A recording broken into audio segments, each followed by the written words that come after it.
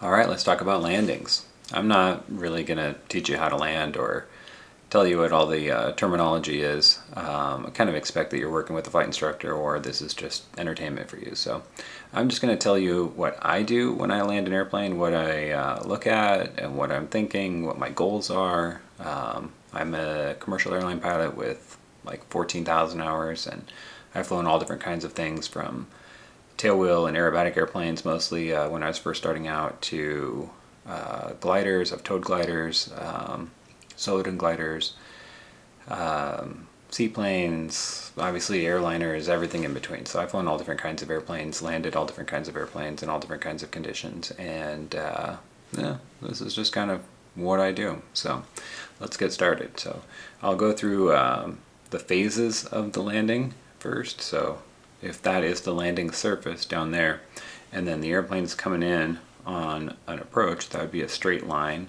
from when the airplane turns final to some sort of an aiming point out in the distance in front of the airplane. So the pilot is generally trying to maintain a constant airspeed and a constant glide path to that aiming point.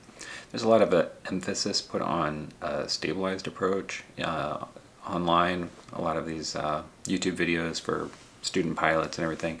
I actually don't really agree with that. So I think you really need to learn how to land from an unstable approach. I'm not suggesting that you should continue an approach if it's outside of stabilized approach criteria, but it's like where, right? Are you making this decision right when you turn final, or 500 feet up, 300 feet up?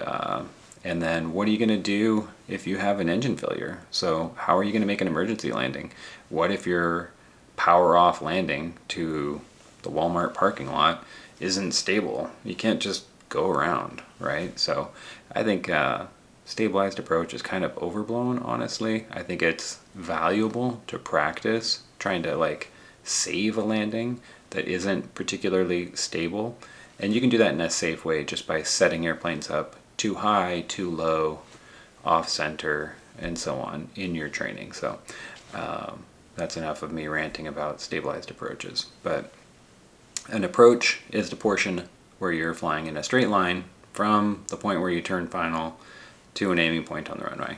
There we go. That's pretty much all we're going to talk about on the approach. So I'm really focused here on when you abandon that aiming point and begin to raise the nose and level off above the runway surface. So that's the round out, okay? And this is the part where I really have to have an objective, okay? So what am I thinking? What's my mindset when I'm rounding out over the runway? And it is get low, okay? So what I'm thinking, that's going through my mind when I'm rounding out, is get low. All right, and that's weird because you're trying to arrest the sink and level off above the ground, as close to the ground as you can without hitting it. And because you're pulling back and you're arresting that sink, it's difficult to have the mindset get low, right? But that's what you need to do. Otherwise, you're going to round out too high. And if you round out too high, you got a long ways to work it down over the runway, and you might run out of airspeed or float too far. So my mindset when I'm rounding out is get low. I want to get down as low as I can, 2-3 feet above the ground in a larger airplane, maybe a foot above the ground in a small airplane. That's my objective. I'm trying to get low, okay? Once I am low, once I'm down here just above the runway surface and the airplane is skimming just above the surface here, dissipating airspeed, that's what you'd call the flare. And my mindset during the flare is to hold it off, don't land, right? This isn't really anything earth-shattering. We all know this, right?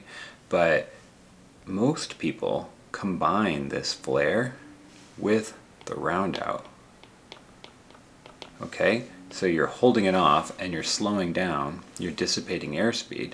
And when these two things kind of get combined together, it's very unpredictable and inconsistent, okay? Because you may get down low, just a foot or so above the ground, with lots of airspeed on one, and then the next time you come around, you may have burned up a lot of your airspeed in the round out because you're combining this round out and flare together. So the big thing that I do is I separate these two things, completely separate the round out and the flare, keep them apart.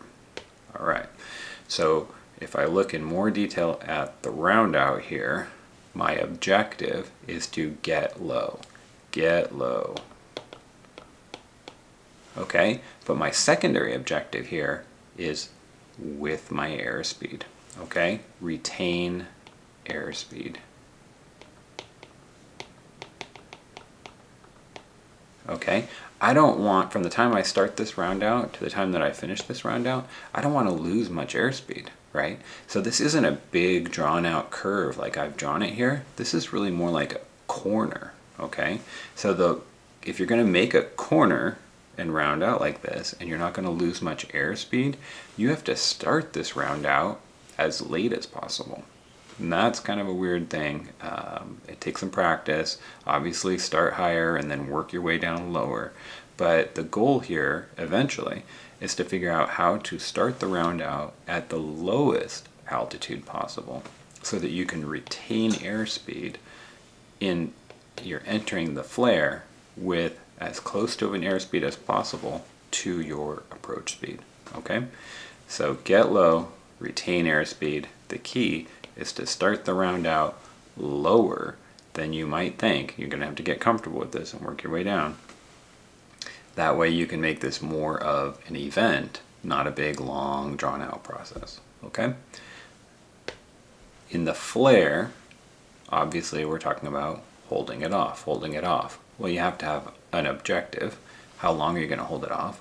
And you're just trying to attain a landable attitude in most cases. Sometimes you have a very specific attitude, like a 3-point attitude for a tailwheel airplane. But in most airplanes, you're just trying to get a main wheels first touchdown, relatively soft, and at a position along the runway where you're going to have enough room to stop without running off the end or smoking your brakes trying to stop. All right, so where do you look and how do you know what you need to do to hold it off? Hold it off, okay, yeah, just hold it off, just hold it off. All right, a lot of people say, look at the far end of the runway. That's too far. You can't get valuable information looking all the way down at the other end of the runway. So I'm going to push back on that. If you're looking over the nose of your airplane, so you're cowling there like that, right? And you see the runway out in front of you, I say the end of the runway is too far.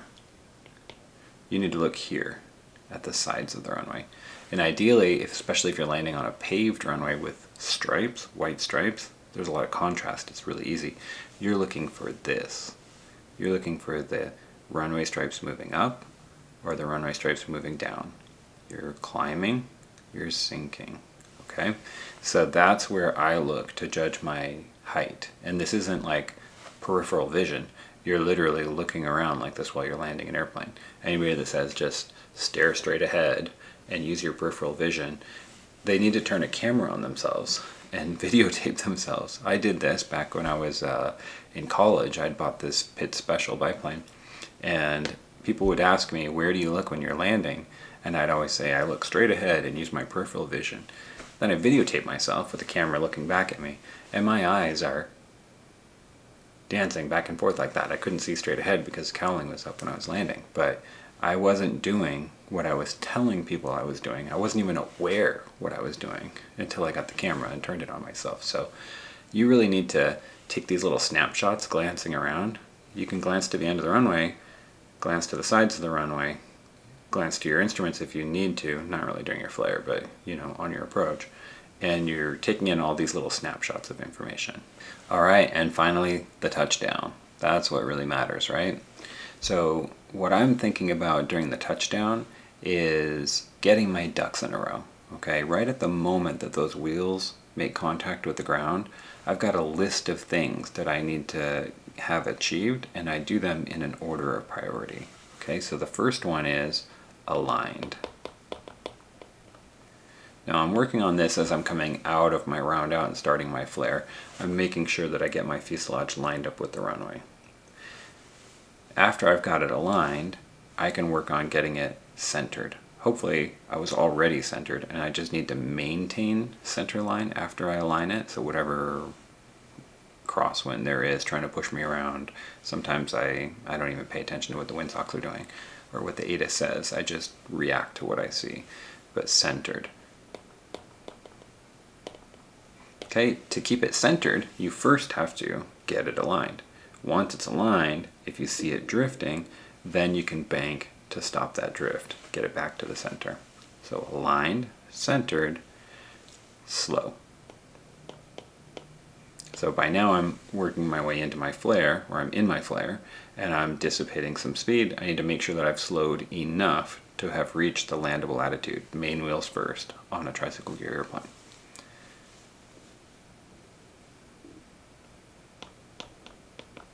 How quickly do I need to get this thing on the ground, right? Is it a short field? Do I have a short distance to land in other words, I need to get it on the ground very early on the landable surface.